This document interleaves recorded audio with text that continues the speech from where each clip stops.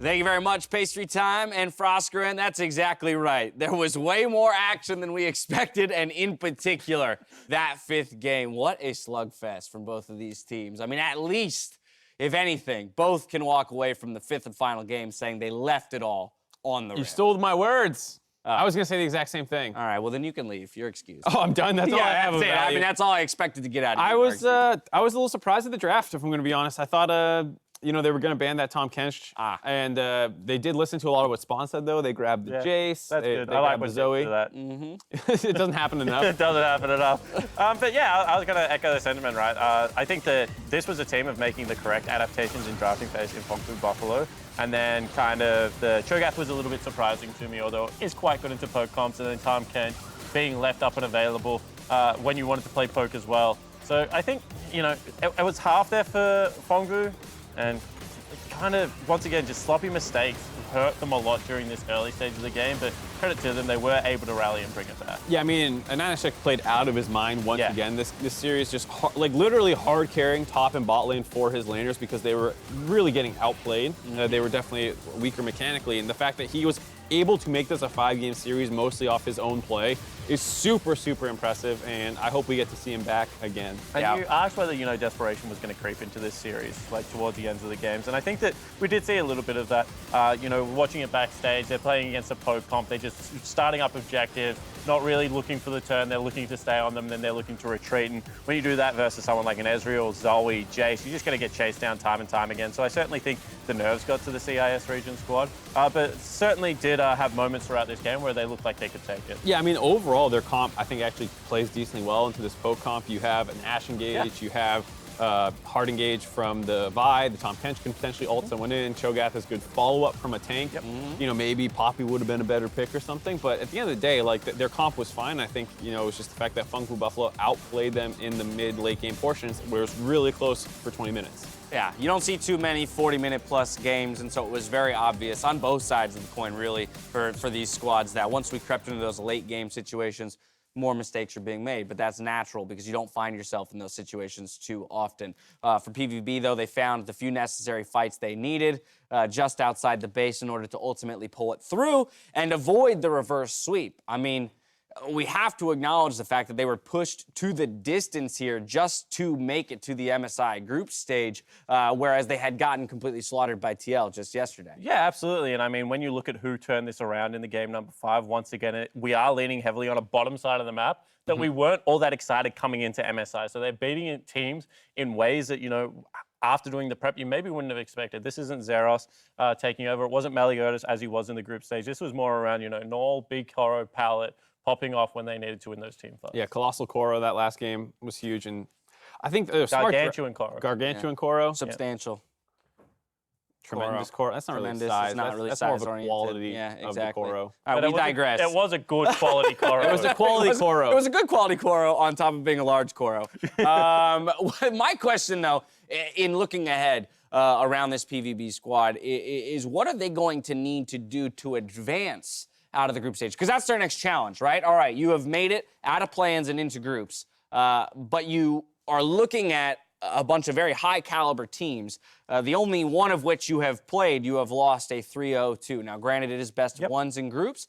What are we going to look for them to do come that group stage? I think play with the speed and decisiveness that we saw in game number 1 and hope that the conditions of the game line up in your favor. After watching game 1 and 2, we're a little bit hotter on them. Obviously, it's cooled off a little bit now after the previous 3 games, but I do think game number 1's tempo and pace can push teams to maybe make some mistakes in best of 1. Yeah, some prayer for a miracle would be a pretty good game plan. Okay, fair enough. I think, you know, when we started talking about them around, like, they have a chance initially because the thought was, like, they played TL pretty close for those first series, you know, in those 3 games. And so in a in a group of 6, if they're actually able to be better than Flash Wolves and then someone else has a rough tournament, they can pick up a couple wins. So one of the things that often happens in the international competitions is one of the major someone doesn't teams, show up. Someone goes on a slide, someone doesn't show up. It happened last time to Team Liquid. Even in the second half, Fnatic went on a slide. Like, these group stages are relatively long, and so things can happen with the major region teams where their own mentality and their own expectations get to them. Even in the world's luckiest MSI, SKT went on a slide during group stage before coming back to win the whole thing. So even the best in the world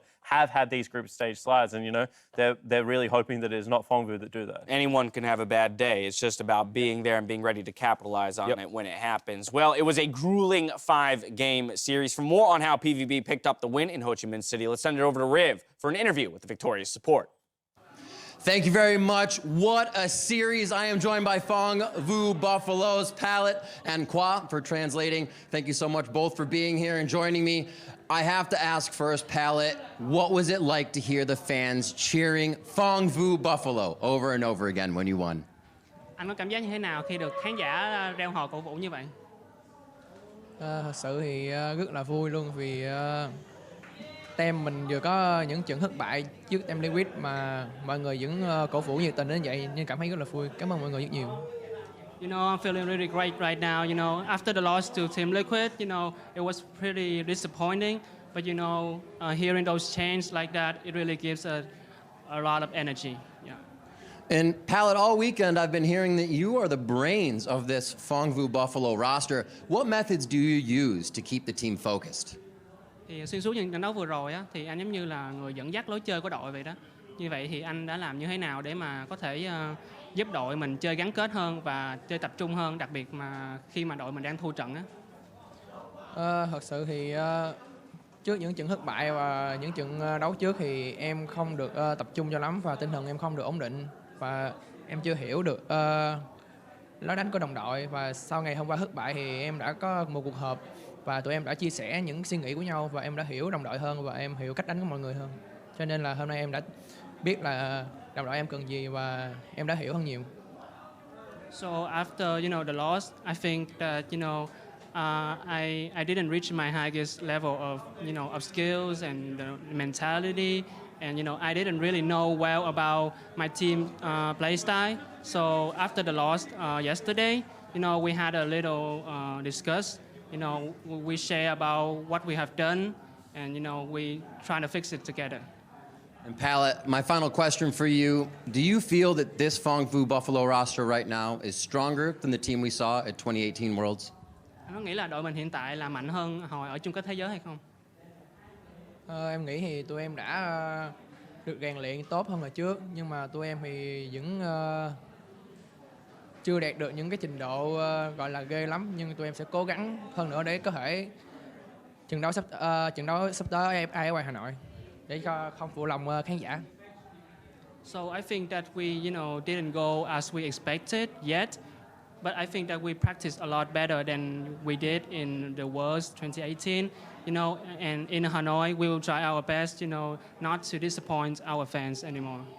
Well, Pallet, it was awesome to watch Phong Vu Buffalo win today. Congratulations and best of luck. We're going to throw it back to MSI Cooldown now. Thank you very much, Riv. I mean, this squad has gone through the gauntlet to make it to the MSI group stage, right? They had to play through play-in groups, then play a best of 5 against TL and a second best of 5 here. In comparison to any of the other squads coming in, they're the most practiced. And they also got the tiebreaker, right? Every step of the way, they could make it hard for themselves. They have done that, and they've been able to answer the call every time.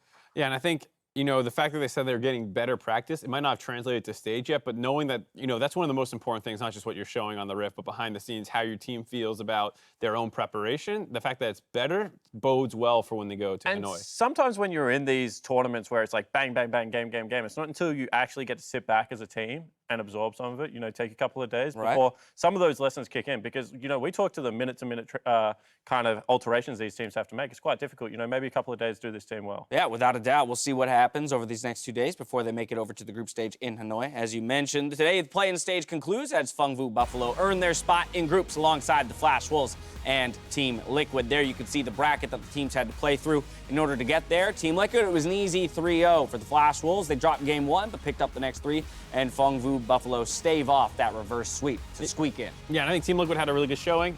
They smashed the mid to late game team fights, which is what they're super well known for. And I think the fact that they are performing as expected. Yeah, and Flash Wolves come into this as the unknown quantity, now generating some hype after how they were able to take out the Vegas women. Well, so here's a look at the 6 teams that we will be watching over the next week and 5 days of a group stage here in a double round robin. You have the LMS's Flash Wolves, G2 Esports from the LEC, Invictus Gaming, Fongvu Buffalo, SK Telecom T1, and Team Liquid. All of that will be taking place at the National Convention Center in Hanoi.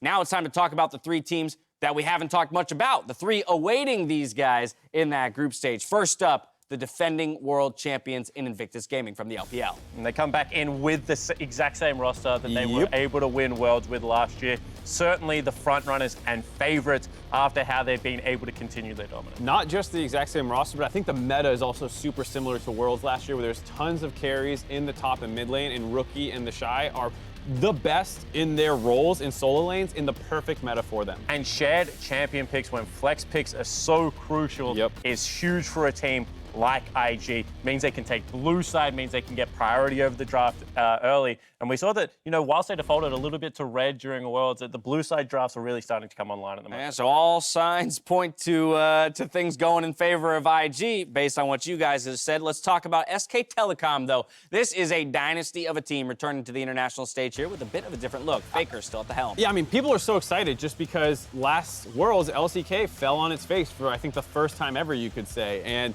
they were knocked out very early on in the tournament, and now you have the greatest player of all time leading the charge for the return to Korea's dominance, and I think this is such a great lineup to accomplish that. You have FLICKR, but now he has tons of star power in both the top and bot lane. And some leadership to help him out, take that shot calling pressure off his shoulders. With Marta, means that FLICKR can focus a little bit more on the laning phase. He is coming up against some very good mid laners. I'm very excited to watch Clid. Clid in the LPL was explosive, continued that form into the LCK, which is one of the slower regions, and I think this is a guy that can show up massive at MSI. I mean, Teddy as well. That lineup of 5 is Super absolutely team. stellar. No shade, obviously, thrown to Invictus Gaming, which, as you mentioned, fields the same 5 that won the World Championship. But I think another point to SKT's story is kind of the tumultuous history that they've had with MSI, right? Let's not forget that, going to Game 5 and losing to EDG back in the day, like there's definitely another element to that redemption arc, not just losing the World Championship for,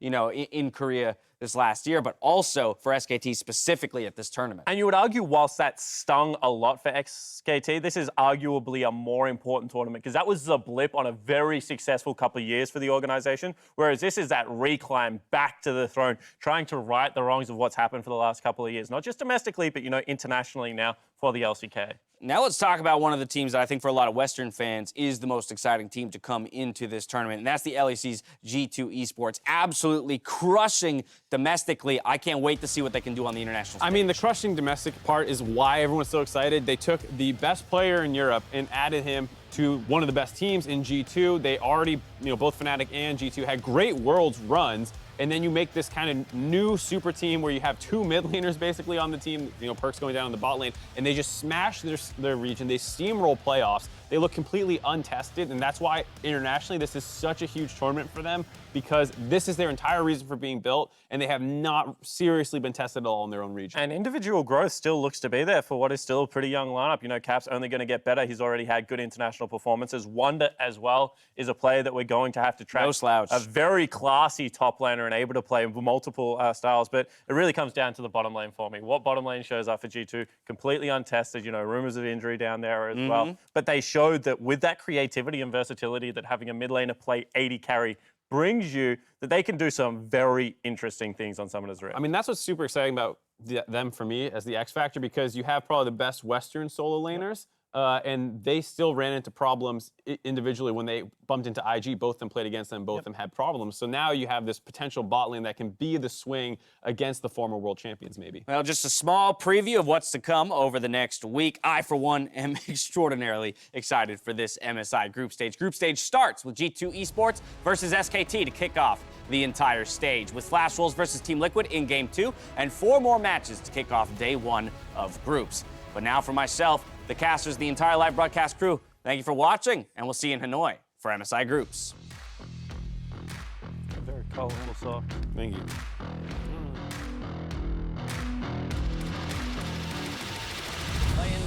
stage where it's do or die for the hometown favorites, PVB, opposite the LCL's Vega Squadron, as they fight for the last spot in groups. Gadget though does have the ulti ready. Big Coro charging in with a killer instinct, flashes forward, grabs the kill, and now it's Santos that's in trouble. Pallet hits 6, he pops the depth charge, and Santos, it's goodbye and a double kill. Close but not there. Gadget though finds the missiles. Now a 2v3, make it 4v3 as the rest of PVB have made their way down. Santos channeling the W to try and buy some time. Olaf already popped the Ragnarok, but Zeros there with a flanking jet, an absolutely massive accelerated shock blast. Make sure Gadget's demise is felt, and now a Nanasick knock back. Big Coro finds the ulti there in, and that's going to be yet another kill. Boss is going to get 1v1 by Zeros. Fong Blue Buffalo blitz through Vega in game number 1. Santos flashes away, but already ignited down. Stand behind Gadget with the flash forward from Big Coro. He wants it, he will get it.